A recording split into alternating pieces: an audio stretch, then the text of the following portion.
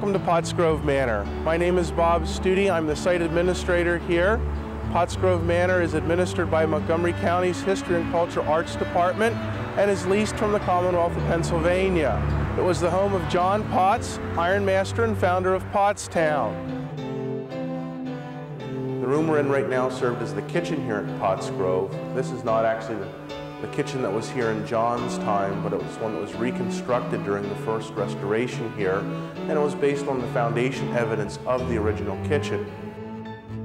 In John's probate inventory, they unfortunately don't list all of the things that are here. One of the things that is listed is a clock jack. It works by turning the mechanism, which in turn goes down and turns the spit, and would provide about 10 minutes so a servant could be doing other chores. This would have been the only room in the house that had curtains in it. Fabric was extremely expensive and hard to get. So to have one set of curtains in a house in the mid-18th century would have been definitely showing wealth. John and Ruth Potts had 13 children throughout their marriage, 9 boys, 4 girls, all did marry, and 12 had children of their own. We think about 8 of the children would have been here at any given time, with the oldest 3 away at school. When they move into the house, the last 3 children were born here. It wouldn't be uncommon to find as many as 3, 4, and 5 young children in one bed, especially if they were under the age of 5. A linen press would have been found in the wealthiest homes early through mid-18th century.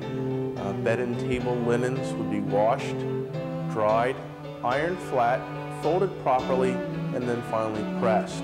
And the idea of the press, which is contained in the top of the cupboard here, would have been to get the wrinkles in the right place in the form of raised squares. They could be then stored down below, all under lock and key, again, since textiles were so expensive and hard to get. When you find people robbing homes, you find them stealing the linens and clothing, often as much as they steal the silver.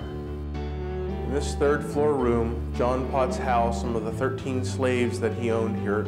There were 10 men and 3 women at the time of his death. Some of them worked at the iron forge here in town, while the others probably worked in and around this house. He also held indentured servants, as well as had a small paid staff here at Pottsgrove. The first recorded view we have of Pottsgrove actually isn't from until 1870.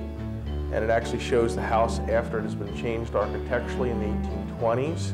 But it does show the miller's house as well as the grist mill, which John Potts had built here on the property in the 1760s. Other views are also included here in the room, which follow other details, everything from its hotel days when the Gable brothers purchased it and made it into the Mill Park Hotel, to when it was a bar room and boarding house for steel workers here in Pottstown. During the early part of this century, the house served as an apartment building with 3 different families living in it. A descendant of John's by the name of Marjorie Potts Wendell decided Pottsgrove was important to the community. She raised the money, started the Pottstown Historical Society, and they actually began the first restoration here in 1939.